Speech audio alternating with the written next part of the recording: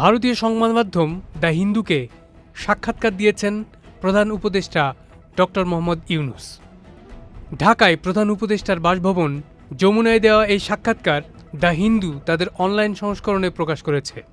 সেখানে ৫ আগস্টের ঘটনা কিভাবে বাংলাদেশ ভারত সম্পর্কের উপর প্রভাব ফেলছে এমন প্রশ্নের জবাবে ডক্টর ইউনূস বলেছেন, বাংলাদেশ এমন একটি শাসন থেকে মুক্তি পেয়েছে যেখানে মানুষকে দুর্ভোগ পোহাতে হয়েছে, অনেকে নিহত হয়েছেন, অনেককে গুম করা হয়েছে এবং অনেক প্রতিষ্ঠান ধ্বংস করে দেওয়া হয়েছে।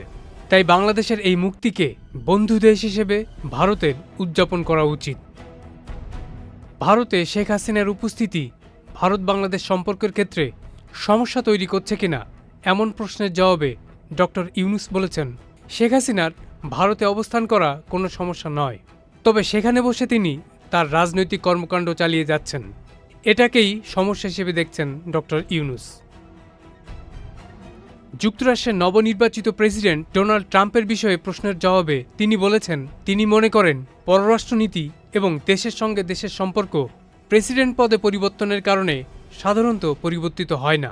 তবে ট্রাম্পের দ্বিতীয় মেয়াদে যদি পরিবর্তন হয়ও তাহলে তিনি মনে করিয়ে দিতে চান এটাও নতুন বাংলাদেশ এবং যুক্তরাষ্ট্রের প্রতিনিধিদের তিনি বাংলাদেশে আসার জন্য আহ্বানও জানিয়েছেন।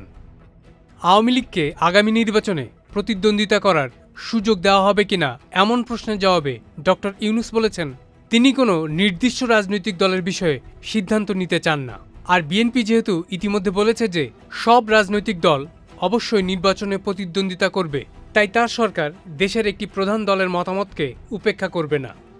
ডক্টর ইউনূস আরও বলেছেন, তিনি কোনো রাজনৈতিক ব্যক্তিত্ব নয়, তিনি কেবল রাজনীতিকদের আকাঙ্ক্ষাকে বাস্তবে রূপ দিতে সহায়তা করছেন। Saiduzzaman Dipu, channel I.